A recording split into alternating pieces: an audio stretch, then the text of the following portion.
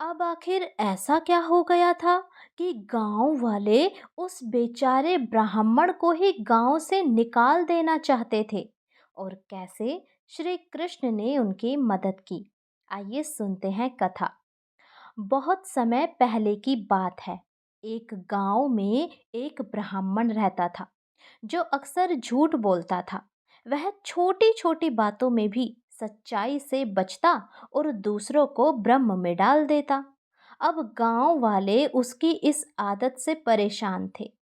एक दिन जब वह किसी से झूठ बोल रहा था तो कई लोग इकट्ठा हो गए और वे सब कहने लगे कि तुम हमेशा झूठ बोलते हो, तुम्हें ब्राह्मण कहलाने का कोई अधिकार नहीं।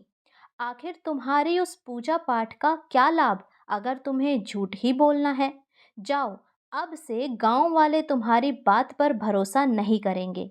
अब ये सब सुनकर ब्राह्मण को बहुत शर्म आ गई। वह दुखी होकर घर आया और सोचने लगा, अब क्या होगा भगवान? मेरा तो कोई सम्मान ही नहीं करता।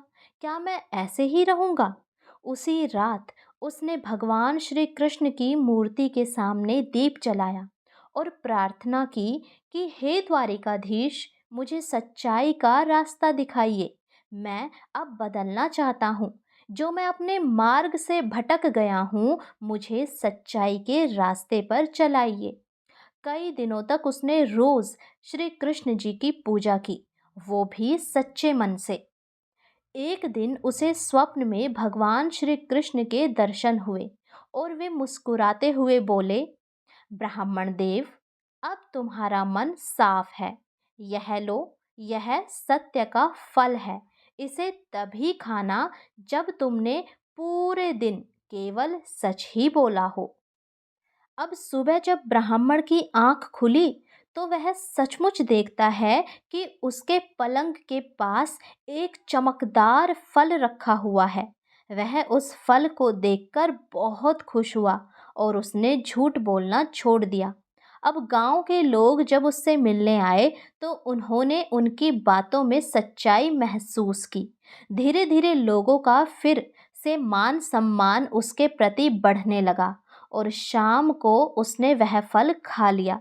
अब रात को भगवान श्री कृष्ण फिर से स्वप्न में प्रकट हुए और बोले, ब्राह्मण देव, अब तुम्हारे जीवन में सुख और समृद्धि हो गई, क्योंकि तुम सच्चाई के मार्ग पर चल पड़े हो और सच्चाई का फल हमेशा मीठा होता है। अगले दिन उसके घर में अन्न के भंडार भर गए, खेतों में हरियाली छा गई और गांव में उसका मान सम्मान भी लौट आया। इस कहानी से हमें ये शिक्षा मिलती है कि हमें कभी भी झूठ नहीं बोलना चाहिए। इसीलिए भगवान का ध्यान करें और झूठ से बचें। हरे कृष्णा।